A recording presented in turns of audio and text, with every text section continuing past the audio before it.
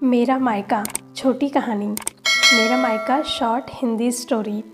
माँ से जुड़ा है मायका। माँ के ना होने का सूनापन, पिता का अकेलापन और उनका बेटी का इंतज़ार। कैसे नहीं देख पाई मैं मेरा मायका। लगे अभी 2 दिन ही हुए थे, सुबह सुबह पापा का कॉल आ गया। बोले, बेटा कब आओगी? मैंने अनमने मन से बोल दिया, पापा कुछ पक्का नहीं है, ऋषि टूर पर गए हैं, उनके आने के बाद देखती हूँ। पापा की आवाज़ रुआंसी हो गई। बोले, बेटा तुम्हारी माँ नहीं है तो क्या हुआ, तुम्हारा मायका तो है और मैं तो हूँ। ऋषि से बात करो और जल्दी आ जाओ।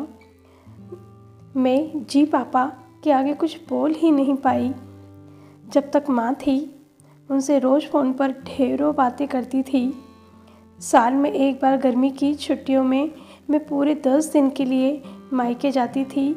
वो सुख किसी जन्नत से कम नहीं होता था। बच्चों से ज़्यादा मुझे गर्मी की छुट्टियों का इंतज़ार रहता था। पर जब से माँ गई मेरा मायका जाने का मन ही नहीं करता। ऐसा लगता जैसे मेरे मायका ही ख़त्म हो गया। एक सूनापन, एक खालीपन सा मेरी ज़िंदगी में भर गया था। पापा एकदम शांत स्वभाव के थे और कम बोलते थे, पर सबकी ज़रूरत का पूरा ध्यान रखते थे। ऐसा नहीं कि मैं पापा को प्यार नहीं करती थी, पर बचपन से मैं माँ से ज़्यादा करीब थी, या यूँ कहूँ कि वे मेरे दिल के सबसे करीब थी। अपने सारे सुख दुख एक सहेली की भांति मैं उनसे साझा करती थी। आज सुबह सुबह पापा का कॉल आया तो उन्हें मना नहीं कर पाई।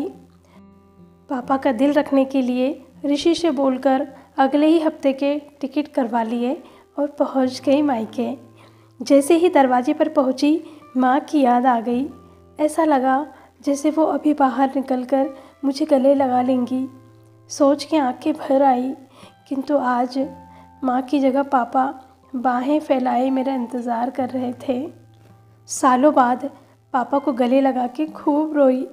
पापा ने अपने आंसू छुपाते हुए प्यार से मेरे सिर पर हाथ फेरा तो दिल थोड़ा हल्का हो गया। बहुत दिन बाद पापा को देखा, कमज़ोर लग रहे थे। वैसे तो भाई भाभी पापा सभी मेरा बहुत ध्यान रख रहे थे। बच्चे तो अपने खेल और मस्ती में व्यस्त हो गए थे, पर न जाने क्यों मेरी नज़रें हर पल जैसे माँ को ही ढूंढती थी। आज भी पापा पहले की तरह रोज़ खाने के बाद मेरी पसंदीदा मटका कुल्फ़ी लाना नहीं भूलते थे। भाई भी बच्चों को कभी पार्क, कभी चिड़ियाघर तो कभी बाज़ार घुमाने ले जाता था। भाभी भी रोज़ मुझसे पूछकर मेरी पसंद का खाना बनाती थी। सब कुछ पहले की तरह ही था, बस माँ नहीं थी। इस बार मायके में मेरा दिल नहीं लग रहा था। माँ की कमी मुझे बहुत खल रही थी। ऋषि को कॉल करके मैंने 2 दिन बाद का टिकट करवा लिया। सब ने मुझे रोकने की बहुत कोशिश की, पर मैं नहीं मानी। देखते ही देखते मेरे जाने का समय आ गया। आज शाम की ट्रेन से मेरी घर वापसी थी। मैंने सामान पैक करके रख लिया था, बस पापा का इंतज़ार कर रही थी। पापा ना जाने सुबह से बिना बताए कहाँ चले गए थे। उनका मोबाइल भी नहीं लग रहा था।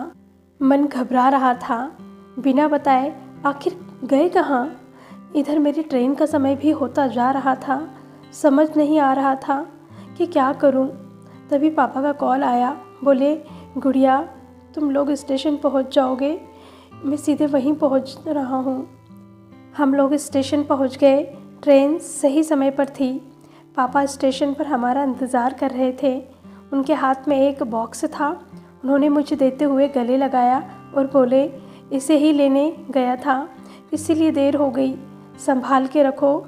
मैंने आश्चर्यचकित होते हुए पूछा, इसमें क्या है? पापा की आंखें भर आई।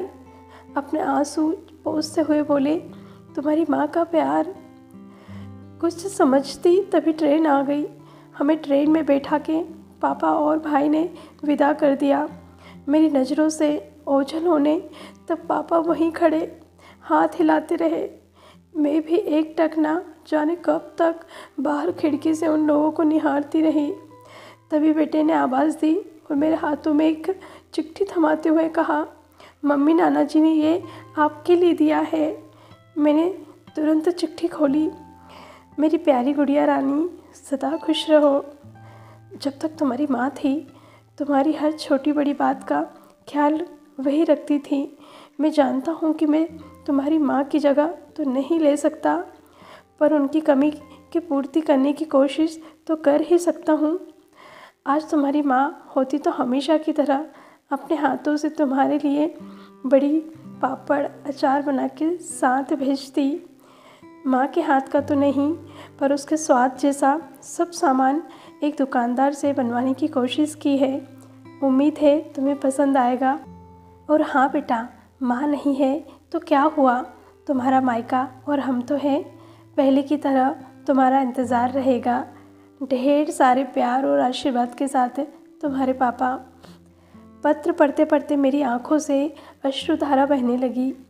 सहसा मेरे मुंह से निकला, आई लव यू पापा। बात छोटी सी थी, पर उसमें अथाह प्यार समाहित था। ये सिर्फ मैं ही महसूस कर सकती थी। मायके से घर आए 1 महीना बीत गया था। अब पापा से रोज़ एक बार कॉल करके मम्मी की तरह घंटों बातें करती हूँ। ये थी मेरी छोटी सी कहानी मायके की, जिसमें बहुत सारा प्रेम था। फ्रेंड, उम्मीद करती हूँ कि आपको मेरे वीडियोस अच्छे लग रहे होंगे, मेरी कहानियाँ अच्छी लग रही होंगी। यदि अच्छी लगती है तो प्लीज़ वीडियो को लाइक और शेयर ज़रूर करिएगा, और मेरे चैनल को सब्सक्राइब करके प्लीज़ मेरी थोड़ी सी मदद कर दीजिए, जिससे कि मैं आपके लिए अच्छी अच्छी कहानियाँ रोज़ लेकर के आती रहूँ। ढेर सारा प्यार दीजिएगा और मेरा सपोर्ट करिएगा। बहुत बहुत धन्यवाद। अगर आप बजरंगबली के भक्त हैं तो मेरे वीडियो को लाइक और शेयर ज़रूर करें। बहुत बहुत धन्यवाद।